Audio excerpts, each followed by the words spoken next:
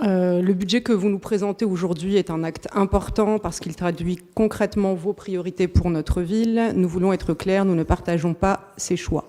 Sans entrer dans une polémique inutile, nous constatons que ce budget ne répond pas suffisamment aux réalités que vivent les habitants de la ville. Dans un contexte de hausse des prix, de difficultés croissantes pour beaucoup de familles, nous pensons qu'il aurait fallu faire d'autres arbitrages, plus tournés vers les urgences sociales.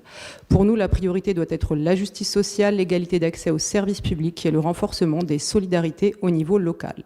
Cela suppose d'investir davantage là où les besoins sont les plus forts.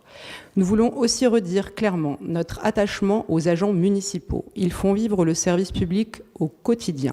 Leur donner des moyens, améliorer leurs conditions de travail, ce n'est pas secondaire. C'est essentiel pour répondre aux attentes des habitants.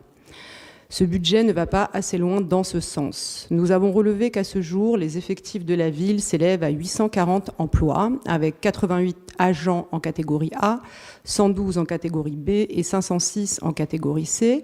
Il y a également 134 qui apparaissent dans une catégorie autre. Pourriez-vous, s'il vous plaît, nous indiquer à quoi correspond cette catégorie autre ? Sur ces 840 agents, seuls 421 sont titulaires, ce qui représente 50,12% des agents de la ville. Et les autres sont tous contractuels, soit sur des postes permanents pour 285 d'entre eux, soit sur des postes non permanents pour 134 d'entre eux. Nous savons que ne pas être titulaire dans la fonction publique ne permet pas de bénéficier de la même sécurité de l'emploi et des mêmes conditions que les fonctionnaires.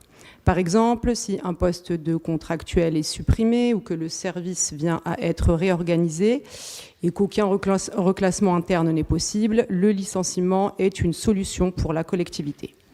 Quoi qu'il en soit, pour ces effectifs, en regardant un petit peu plus finement le tableau, on peut constater qu'il y a 731 ETP, équivalent temps plein, pourvus au 1er janvier 2026 sur les 776 emplois budgétaires, soit encore 45 postes vacants.